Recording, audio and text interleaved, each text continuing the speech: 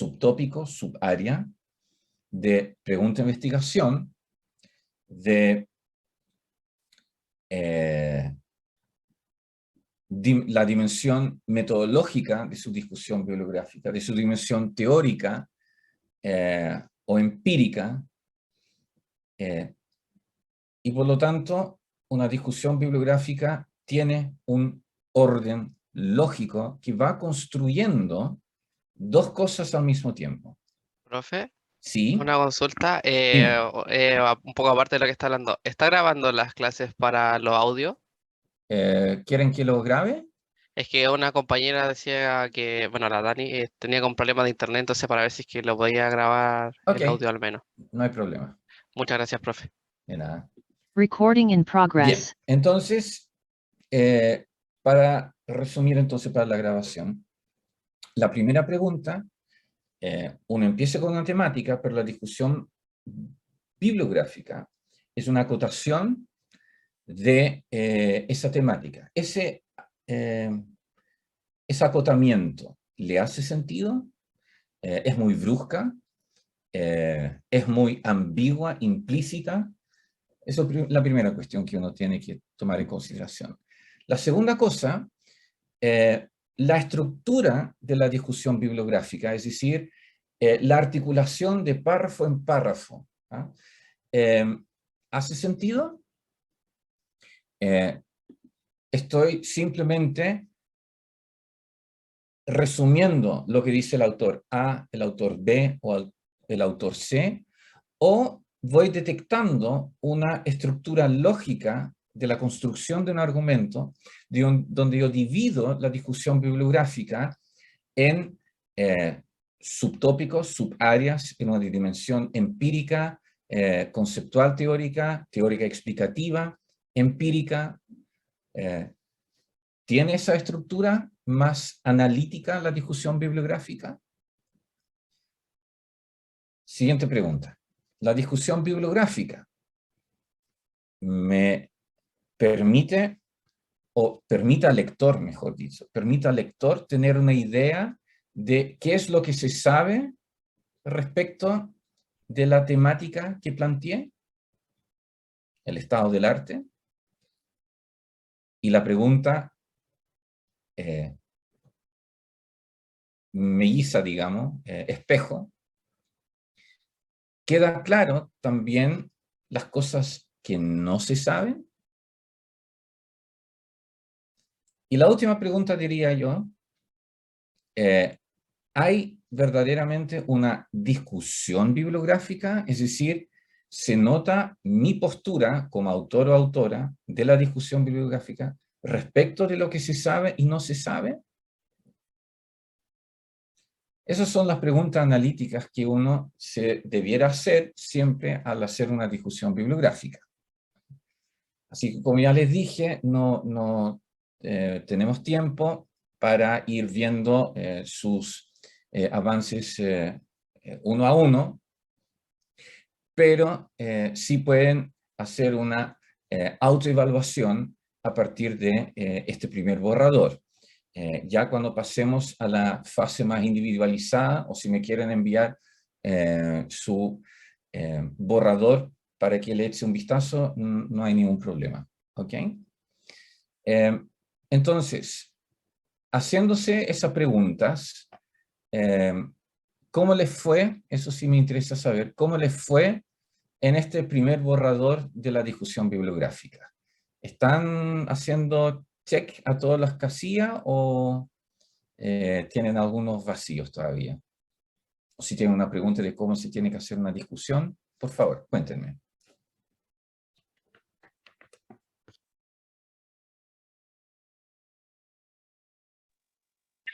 Natalia. Algunas cosas sí, pero el tema es que lo tengo todo muy desordenado todavía.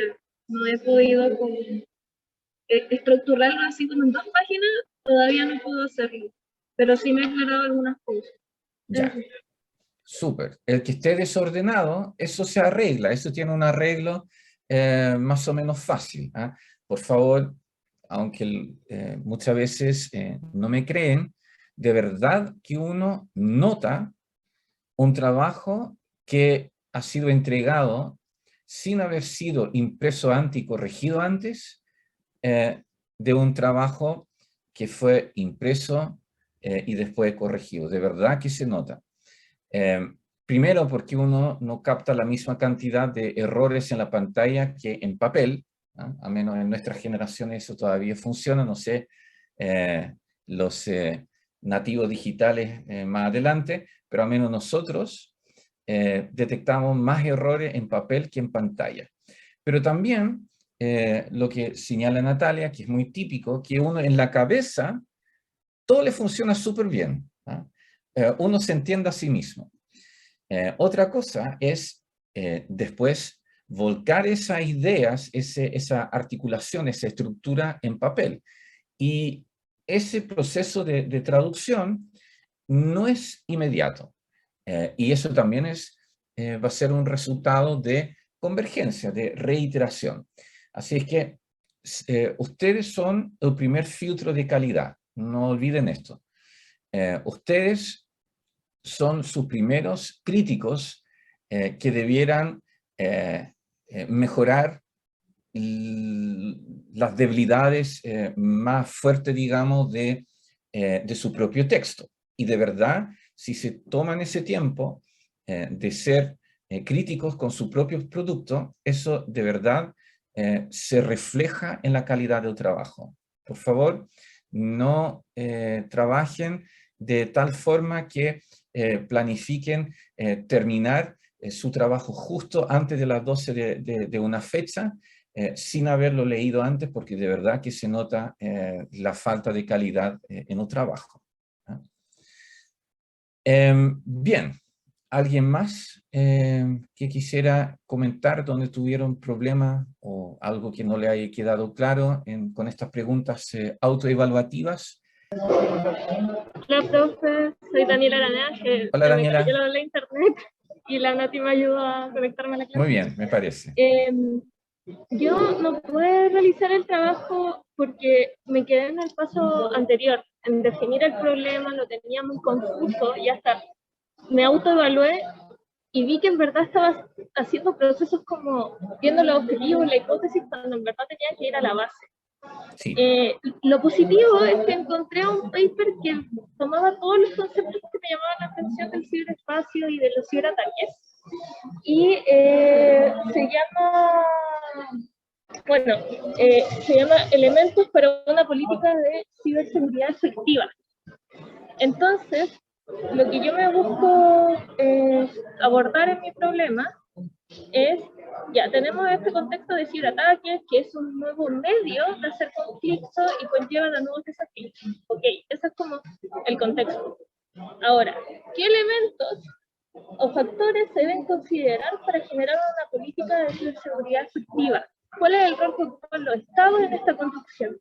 Y ahí está esta dinámica donde estados ponen sus intereses, entonces aún lo tengo muy abstracto, pero creo que este paper que encontré logra como aterrizarme mucho en los objetivos o los intereses que yo tenía. Pero en términos de conceptos también encontré mucho, hasta tengo como definiciones de distintos autores de ciberataques, ciberespacio, y un profesor me está ayudando con todo este diálogo de los estados en conflicto, pero ese es mi avance, como por fin creo que estoy encontrándole una buena dirección. Súper, es decir, lo que es muy común en los trabajos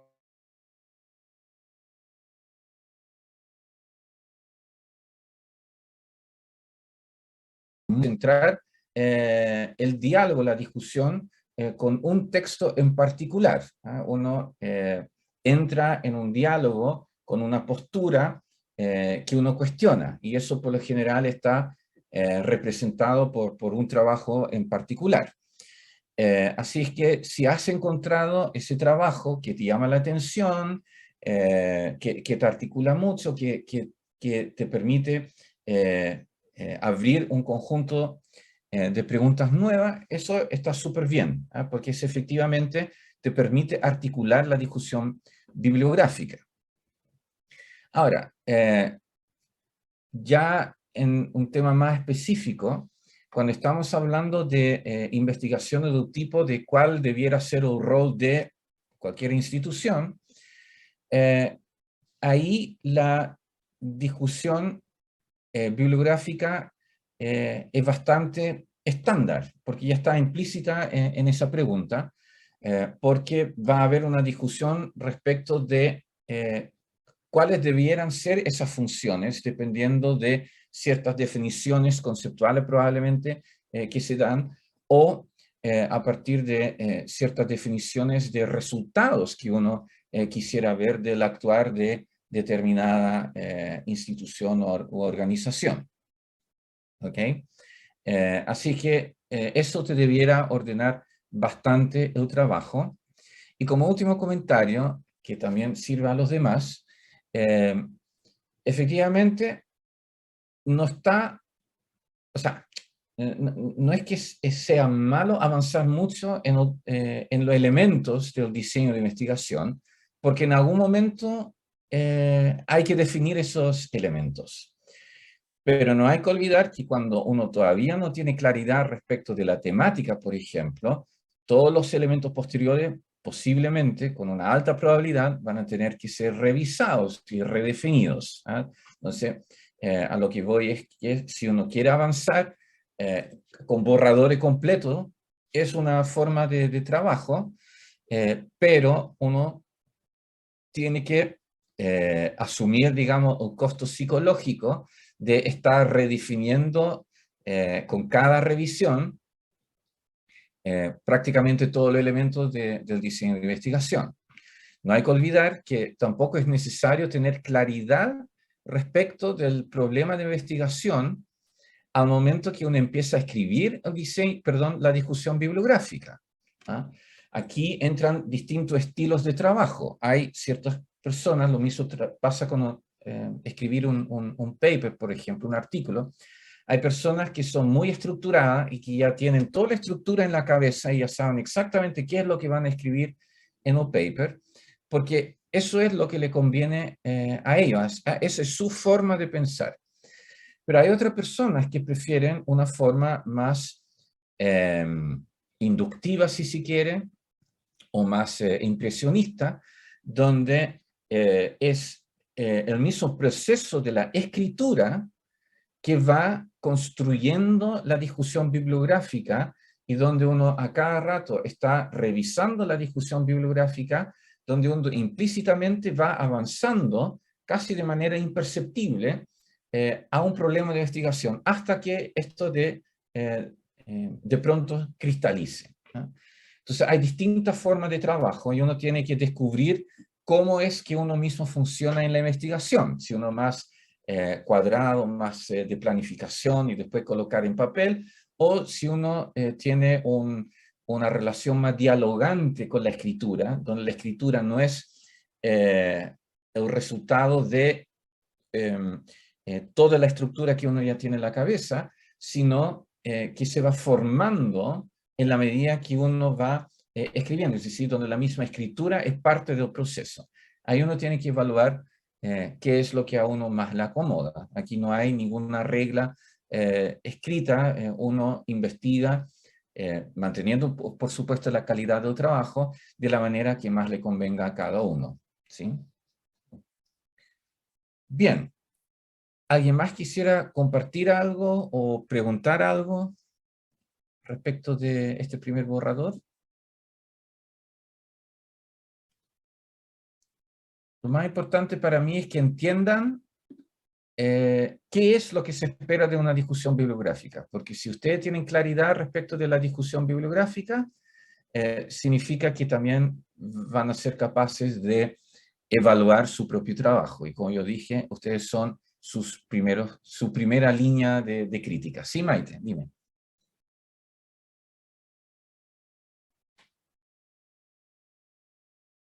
Sí, por supuesto, no hay ningún problema. De nada. Así es que, bien, esto fue un primer borrador, como les dije, lo van a tener que retomar para la próxima semana, ojalá que ya lo puedan mejorar un poco más para que podamos hablar de la pregunta de investigación específicamente y las cosas que vamos a ver ahora a continuación. Si se dan cuenta, vamos siempre a volver a la discusión bibliográfica en los elementos, con los elementos que le vamos agregando. Porque la discusión bibliográfica siempre es un punto de partida. Es el corazón, básicamente, de su diseño de investigación. Ya, entonces, primero, algunas definiciones. Las variables o los factores, no vamos a entrar en una discusión tan sofisticada, las variables van a ser centrales en nuestro trabajo porque somos una ciencia empírica, somos una ciencia social que trabaja principalmente con evidencia empírica para poder contestar preguntas concretas que nos planteamos respecto del funcionamiento de algún aspecto en el mundo real. Y las variables son la operacionalización de los conceptos. Por lo tanto, si nosotros partimos nuestro recorrido con la definición de una temática donde empezamos con definir un concepto central, que después lo íbamos acotando, ¿cierto? Después, con la discusión bibliográfica, tenemos como una explosión de conceptos, porque para explicar el concepto marco tenemos que echar mano a otros conceptos. Así funciona también un diccionario. Si uno mira la definición de un diccionario, uno define un concepto en función de otros conceptos, ¿cierto? Entonces, con la discusión bibliográfica hacemos la misma cosa. Para poder explicar bien la temática acotada, necesitamos recurrir a otros conceptos.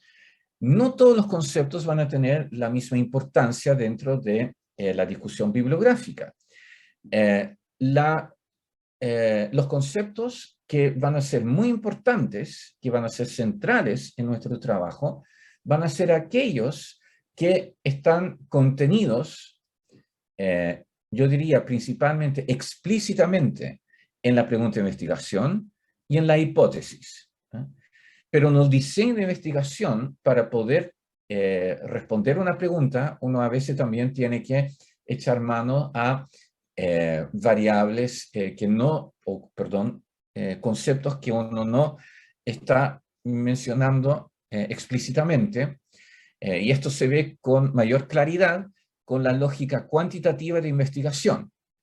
La lógica cuantitativa de investigación, que tiene finalmente como objetivo la estimación de parámetros de un modelo cuantitativo, a una función lineal, por ejemplo. Entonces, la pregunta de investigación, por lo general, plantea una pregunta en torno a dos conceptos, una variable dependiente o otra independiente. Y la hipótesis, entonces, establece una relación que debiéramos encontrar en los datos respecto de esos dos conceptos. Pero, dado que nosotros trabajamos con,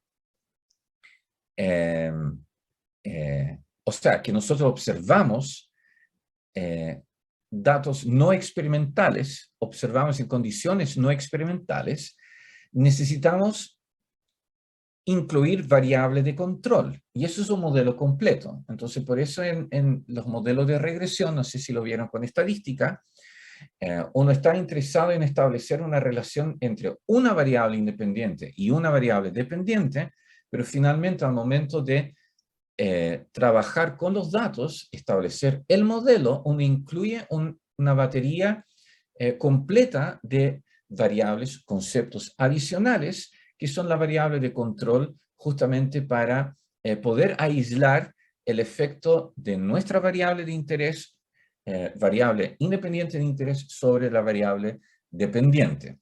Y esa variable de control también se aplica en la lógica cualitativa, que son las variables contextuales.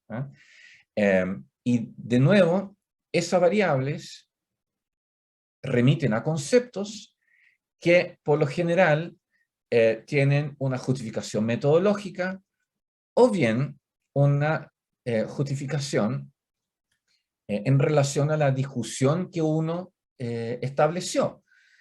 Es decir, si uno establece como problema de investigación, ¿cuál es la incidencia de la variable A sobre la variable dependiente? Entonces la discusión que uno puede haber construido es que hay dos corrientes explicativas, la variable A y la variable B como variable explicativa del fenómeno que estamos investigando.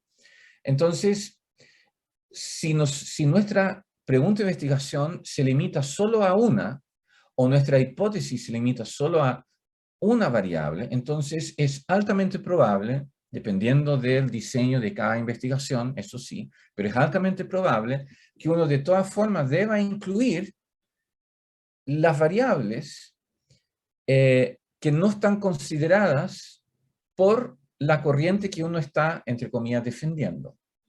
¿Ah? Es decir, pensando en una investigación como si fuera una investigación criminal, no porque uno cree que tiene un sospechoso con una alta probabilidad de haber sido realmente el autor del crimen o la autora del crimen, no por eso uno tiene que abandonar las otras posibles hipótesis. Eso uno también lo tiene que incorporar en el diseño de la investigación. ¿Ah? Por lo tanto, van a tener que identificar los conceptos necesarios para explicar su temática y su problema de investigación y diferenciar esos conceptos más bien instrumentales, es decir, que son necesarios para la explicación, de aquellos conceptos que son centrales en su diseño porque forman parte de su pregunta de investigación o la hipótesis de forma directa o indirecta. Y este último conjunto de conceptos tienen que estar muy bien desarrollados y deben también estar muy bien operacionalizados como variables. ¿Ok? Bien. Las variables pueden pueden ser de distintos tipos y los tipos van a depender de la perspectiva, digamos, de la investigación que uno está diseñando. Por ejemplo, si uno está con una relación causal en la pregunta de investigación, entonces la taxonomía de la variable va a ser variable independiente, dependiente, intervinientes, variable control o variables rivales. Si uno tiene un diseño de estudio, es decir, donde uno va a construir datos, uno habla de variables activas o variables de atributo. Y finalmente también está el tipo de variable que es definido por la unidad de medición, independiente de el tipo de investigación que uno esté construyendo. Uno tiene variables categóricas, como las nominales, ordinales, dummy o binarias, y las variables que son más bien continuas o de intervalo. ¿No? La función que van a cumplir las variables en un diseño de investigación es que vamos a mostrar relaciones. Y esto es bajo supuesto que la gran mayoría de las investigaciones van a ser investigaciones analíticas y no descriptivas. ¿No? Y si eso es así, entonces las variables son fundamentales porque las relaciones entre las distintas variables van a asegurar entonces el carácter concreto de la investigación. ¿No? Por lo general, entonces, para la investigación de tipo más bien analítica, uno va a tener una variable dependiente bajo una variable independiente y de control. Por supuesto que si estamos en un plano descriptivo, esto ya no tiene mucho sentido. No podemos hablar de una relación entre variables. Bueno, acá algunos errores de consistencia comunes.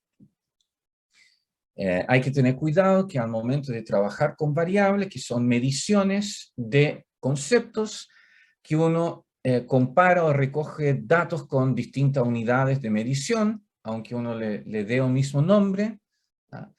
Por ejemplo, si están trabajando con un PIB, no pueden pasar del PIB de un país al PIB per cápita, o si el PIB per cápita está expresado en la moneda local corriente, no lo pueden después trabajar en pesos, perdón, en dólares constantes de, qué sé yo, del 2015. Hay que tener una consistencia en la unidad de medición. Hay que tener cuidado también con la unidad de análisis, no solo la unidad de medición. La unidad de análisis tiene que coincidir con la unidad de medición. Si la unidad de análisis de individuo, no hay que trabajar con variables que estén agregados.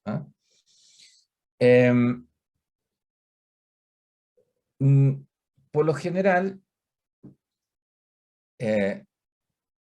también se ve que a veces se confunde el promedio. ¿Por qué puse comparado promedio con la media? No, creo que con la mediana, creo que ese debe ser. Que uno está confundiendo los primeros momentos de un conjunto de datos, y uno tiene que ser consistente con la descripción de los datos. Usar datos nominales por periodo extenso sin corregir por inflación, eso también es un error común cuando uno está hablando de niveles de bienestar. Hay que tomar también en cuenta, sobre todo si estamos comprando países, la diferencia en el poder de compra, y no lo podemos dejar con los dólares corrientes o incluso reales. En la presentación de las variables categóricas deben ir en un gráfico de barra, en un histograma, en un circular, y solo la variable continua pueden ser representadas por un gráfico de línea. Uno muchas veces ve gráficos de línea que representan variables categóricas. Eso es un error, no se puede hacer. Confundir los datos primarios con secundarios. Los primarios son los datos de construcción propia, los secundarios son de construcción ajena, y ahí uno siempre tiene que pensar cuál es la metodología o el método y las técnicas de análisis más apropiadas para esos datos en conjunto. O sea, para esos datos que están utilizando. Análisis de contenido, análisis de discurso, regresiones, comparación de media, etc. Muchas veces las características de las variables ya sugieren ciertas técnicas de análisis o imposibilitan ciertas técnicas de análisis. Es decir, es bueno tenerlo en mente. Ya, me imagino que todo eso ya lo manejaban, así que pasemos ahora a algunas consideraciones respecto de la hipótesis. Ya vimos la clase pasada cómo plantear una pregunta de investigación. Ahora veamos la hipótesis. Ahora, no es un elemento estrictamente necesario en un proyecto de investigación, ¿sí? Uno perfectamente podría presentar un proyecto de investigación, uno podría incluso escribir una tesis sin explicitar la hipótesis. Eso no quita que es una sana práctica definir hipótesis. ¿Por qué? Porque nos obliga a establecer una noción, una idea acerca de qué pensamos encontrar en el mundo.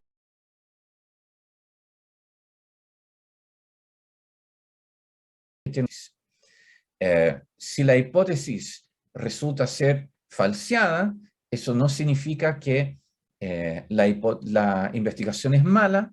El no haber encontrado evidencia favorable también es una generación de conocimiento. ¿Sí? Ahora, una hipótesis es una posible respuesta a la pregunta de investigación, pero no cualquier respuesta nos sirve. No toda respuesta a la pregunta es una hipótesis. Una hipótesis debe cumplir con ciertas características. Aquí dice, una hipótesis es una proposición tentativa que se formula, y aquí viene, de una manera verificable empíricamente y que predice, por lo general, una relación particular entre dos o más variables que son conceptos operacionalizados. Esta última parte es cuando uno tiene una investigación más bien analítica, pero la primera parte sí se sostiene siempre, y por eso es muy importante que al momento de plantear la hipótesis, que todos, literalmente todos sus elementos analíticos estén debidamente y profusamente definidos. A veces la hipótesis utiliza términos ambiguos como la mejor, no sé, la variable A tiene un mejor desempeño que el factor B. Entonces, el mejor desempeño es un término súper ambiguo, porque ¿qué se entiende en esa investigación por mejor desempeño? Hay que operacionalizarlo. De la misma manera, si uno está trabajando con conceptos polisémicos, desarrollo económico, democracia, derechos humanos, son todos estos conceptos súper complejos. Hay que ofrecer una definición conceptual y operativo. Significa qué es lo que se va a entender por este concepto, pero también cómo lo vamos a medir. ¿Cuáles son los indicadores que van a describir el comportamiento de este concepto? Si al momento de la hipótesis no entregaron al lector o a la lectora todos esos elementos, hay que agregarlo antes. No puede quedar ninguna duda en la mente del lector o lectora respecto de los elementos que constituyen la pregunta de investigación y la hipótesis al momento que ustedes presenten la pregunta de investigación, hipótesis en un documento. Eso es como un consejo. No es conveniente que ustedes utilicen conceptos ambiguos, términos ambiguos en la pregunta de investigación, hipótesis que 20 páginas más adelante recién van a explicar. Eso confunde, enreda al lector. ¿Sí? Ahora, una hipótesis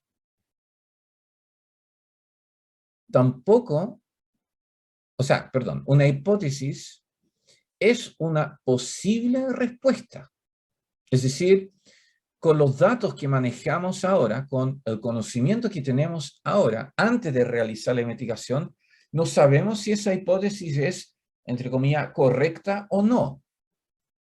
Si ustedes plantean una hipótesis que pueden verificar o que no pueden falsear, en términos más popperianos,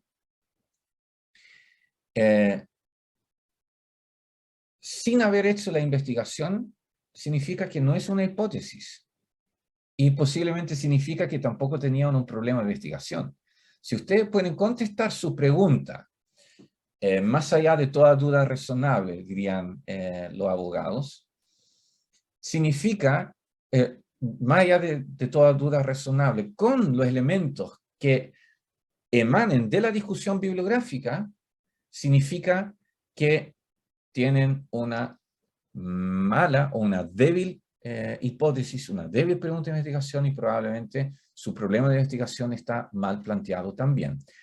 Una hipótesis es una posible respuesta y es necesaria la investigación para saber si esa proposición es válida o no. Pero a priori no pueden decir si es verdadera o falsa. Sí pueden decir que hace sentido colocar esto como una hipótesis.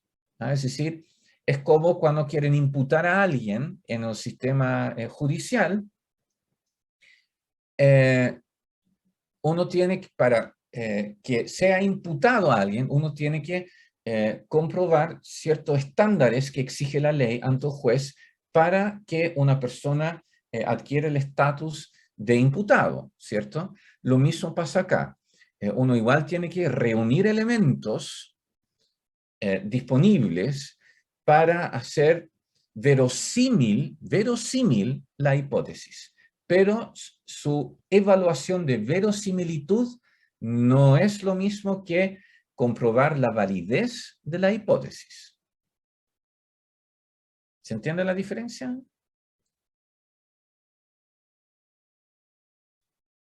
¿Sí? ¿No?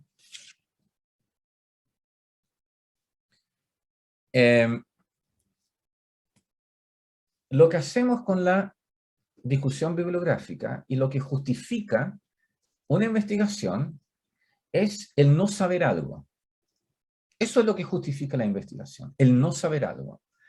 Una hipótesis es una posible respuesta a una pregunta que nos planteamos respecto de ese algo que desconocemos.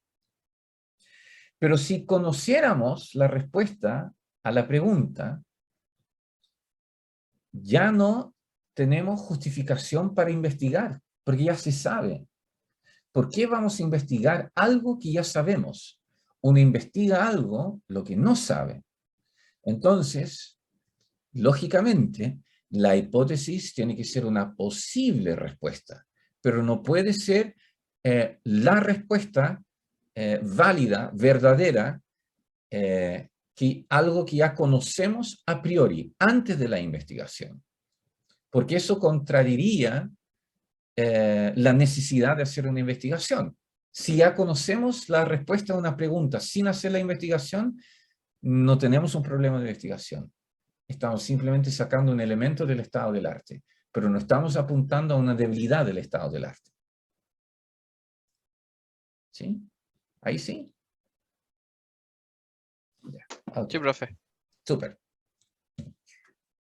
Y solamente nomenclatura, muchas veces frente a una pregunta, uno dice en el lenguaje coloquial, yo tengo una teoría al respecto. No, uno debiera decir, tengo una hipótesis al respecto. Una teoría ya es un conjunto de hipótesis articuladas en relaciones de causa y efecto y que por lo general ya tiene algún respaldo empírico. Una hipótesis no es lo mismo que una teoría, una hipótesis mucho más sencilla. La teoría ya es algo más elaborado, que requiere de cierta comprobación o sometimiento a falseación de hipótesis. Ya, entonces, ¿cómo saber si estamos frente a una buena o mala hipótesis? Nos tenemos que preguntar, ¿nuestra hipótesis responde a la pregunta de investigación? La hipótesis es simple, es decir, no muy rebuscada, no muy, basado en muchos supuestos, no basado en muchos pasos analíticos, es específico, es decir, va al callo, y es conceptualmente clara. Podemos verificar la hipótesis, y eso implica que el rechazo debe ser una posibilidad. Las tautologías y los argumentos circulares no son hipótesis. La teoría de conspiración, por lo general, son típicos ejemplos de malas hipótesis, porque supongamos que uno dice que el Área 51 es un laboratorio utilizado por la Fuerza Aérea Estadounidense para hacer experimentos con extraterrestres. Entonces uno diría, ok, ¿qué es lo que comprobaría esa hipótesis? La existencia de algún documento que apuntara a que efectivamente el gobierno, la Fuerza Aérea, esté usando esas instalaciones para esos fines, ¿cierto?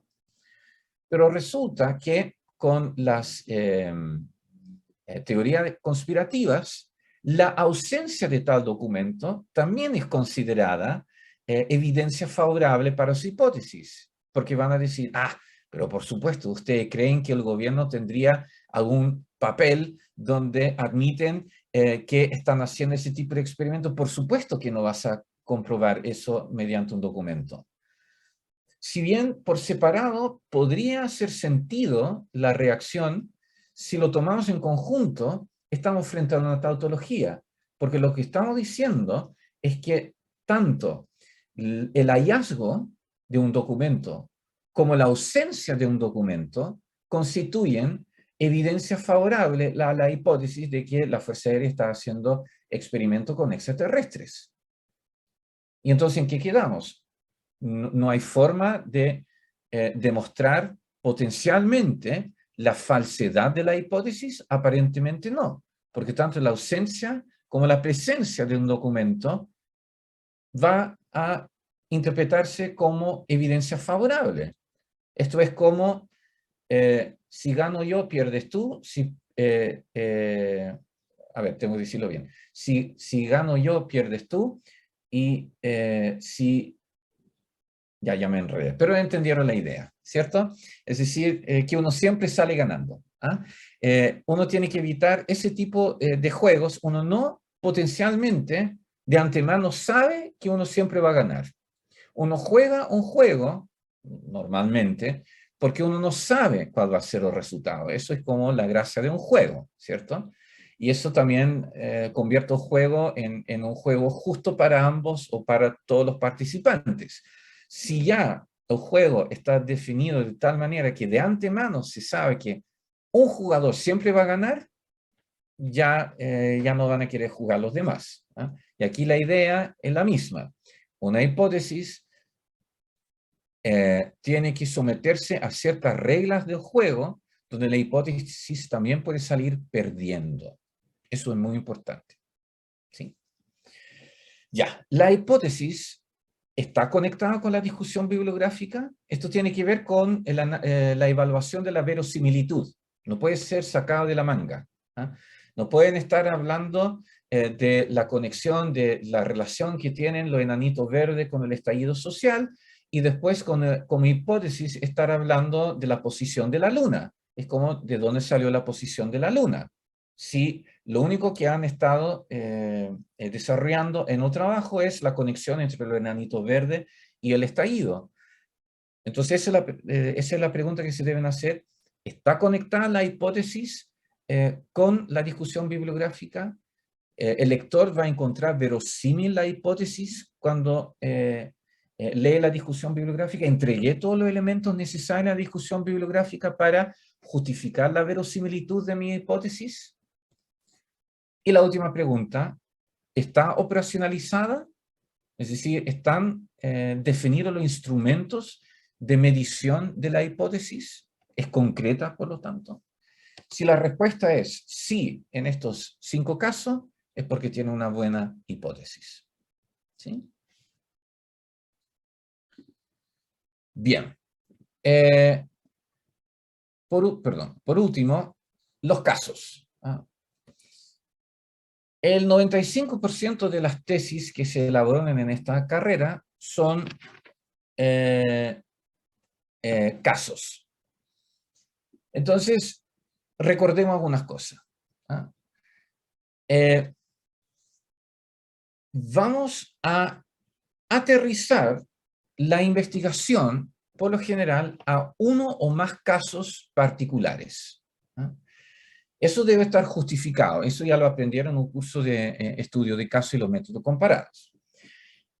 Aquí vale la pena recordar que en la definición de un caso necesitamos definir los actores, los lugares y el tiempo sobre los cuales vamos a aplicar los instrumentos de medición de las variables, ¿no?, que están identificadas en la pregunta de investigación y hipótesis. Es decir, las variables que definimos anteriormente finalmente van a hacerse concretos en el contexto de uno o más casos. Y eso significa que las variables deben estar definidas asociadas a un actor o actores específicos, a un lugar o lugares específicos y a un tiempo específico. ¿Sí? También cuando planteamos un caso, necesitamos conectar la selección del caso o de los casos con los objetivos.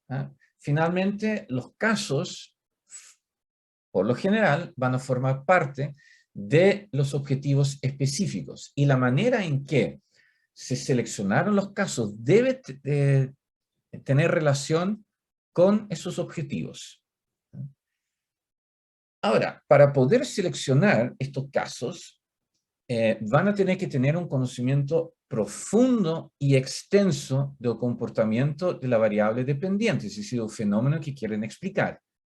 Requieren de ser especialistas no solamente teóricos y metodológicos, sino también empíricos. Deben saber cómo se ha comportado esa variable en casos concretos. Mientras más sepan de esto, mejor van a poder seleccionar los casos. Si no saben cuáles son los posibles casos, aunque sea vuelo de pájaro, difícilmente van a poder seleccionar bien el o los casos. El diseño básico va a ser de dos estilos: un estudio de caso único o un estudio comparado, que puede ser de n pequeña o una n grande, donde hay que tomar en consideración que mientras mayor sea la muestra, más superficial va a ser el análisis. ¿Cuándo vamos a utilizar el estudio de caso? Evalúa por lo general la evidencia a la luz de una controversia entre teorías o variables rivales, y uno lo mira en un caso específico, o uno explora justamente un caso crítico o excepcional que cae fuera de los límites del entendimiento del marco teórico. Es como un outlier. Esto es lo que deberíamos observar, pero no lo estamos observando en este caso. ¿Por qué no? Ese es un caso crítico. Los estudios comparados, por lo general, se utiliza para ver si una variable independiente específica tiene una incidencia similar a lo largo de los casos contemplados. Y ahí uno puede tener una comparación antes y después para ver si hubo un cambio relevante en una variable independiente. Y la última forma de utilizar un estudio comparado es comparar dos o más casos para ver si la variable independiente específica tiene incidencia sobre los resultados distintos. Se supone que esto ya lo vieron en el curso de métodos comparados. Ahora, la combinación de casos, variables e instrumentos de medición debe ser nueva. No pueden estar repitiendo algo que ya se haya hecho. Para eso está el trabajo anterior, no tiene por qué repetir. No somos una ciencia experimental donde repetir el ejercicio le va a mejorar la validez de cierta hipótesis. Aquí no estamos en esa lógica experimental y por lo tanto nuestra investigación tiene que tener una combinación única de casos, variables e instrumentos de medición. ¿Sí? ¿Consultas o dudas respecto de este paso? Es decir, ya estamos operacionalizando casi completamente la investigación con estos pasos. ¿Se entiende la lógica de lo que hay que hacer acá? Ok. Sí. Acá lo que hay que recordar es que tenemos ese marco más bien abstracto hasta el problema de investigación, pero a partir de la pregunta de investigación rápidamente tenemos que buscar el contacto con los datos, porque van a ser los datos que van a permitirnos dar una respuesta a la pregunta que planteamos. Eso es el gran mensaje, digamos, de estas diapositivas. Sin una clara y explícita conexión con los datos, no vamos a poder hacer una investigación. ¿Sí? Bien, ¿alguna consulta? ¿No? ¿Todo claro? Bien, entonces, para la próxima semana hay que volver a retomar la discusión bibliográfica, porque es imposible que la discusión bibliográfica haya quedado perfecta a estas alturas, y ahí entonces hay que tratar de avanzar al nivel de la hipótesis, ¿no? Es decir, traten de formular una pregunta de investigación y una hipótesis, recordando que tanto la pregunta como la hipótesis deben provenir de la discusión bibliográfica. Deben estar contenidos ya sus elementos en la discusión bibliográfica. ¿Sí?